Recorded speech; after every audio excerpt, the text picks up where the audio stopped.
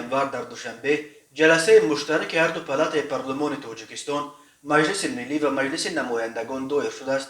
хабаргузории давлатии ховар хабар дод ки дар иҷлосаи якҷоя танҳо як масъала баррасӣ шуда, барои истифодаи қувваҳои мусаллаҳи ҷумҳурии тоҷикистон берун аз ҳудуди кишвар барои иҷрои уҳдадориҳои байналмилалии ҷумҳурии тоҷикистон ризоят дода шуд. вазорати хориҷаи тоҷикистон рӯзи 6 январ гуфт, душанбе ба уҳдадориҳои худ ҳамчун иттифоқчӣ амал кардан ният дорад. дар ҳайати нирӯҳои ҳомии сулҳи ОДКБ ба Қазоқистон нирӯ фиристад. қаблан хабаргузории русияи РИА Новости аз қабли мақомоти вазорати мудофиаи тоҷикистон хабар дод ки душанбе ба Қазоқистон ҳудуди 200 сарбоз мефиристад. арманистон гуфт ки қасд дорад ба Қазоқистон 70 сарбоз фиристад. парлумони қирғизистон низ рӯзи 7 январ танҳо дар рӯзи дуюми баррасии ин масъала ба ирсоли нирӯҳои ин кишвар ба Қазоқистон розигӣ дод. беларус аллакай рӯзи 6 январ дар 5 ҳавопаймои ҳарбӣ нирӯҳои десантиашро ба Қазоқистон фиристод. русия гуфтааст ки ба ин кишвар то 5000 аскар мефиристад.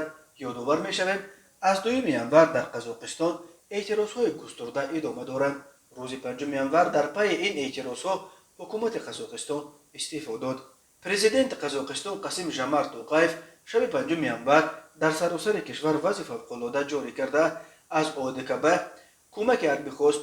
Тоқаев эътирозгаронро дастаҳои террористон номида ва гуфт онҳо дар хориҷ тамрин диданд ва аз ин рӯ ҳаводисҳои ахири Қазоқистон бояд ҳамчун ҳамла аз хориҷ ба ин кишвар арзёбӣ шавад.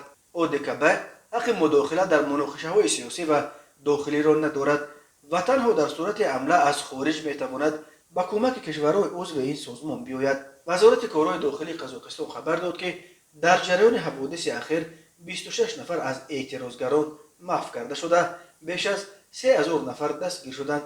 аз ҷониби ниҳодҳои қудратӣ низ ба гуфтаи мақомот 18 нафар кушта ва беш аз 700 нафар захмӣ шуданд. манобеи дигар шумораи кушташудаҳо аз ҷониби эътирозгаронро ба маротиб бештар мегӯянд. гуфта мешавад танҳо дар Қизилурда 19 эътирозгар кушта шудаанд.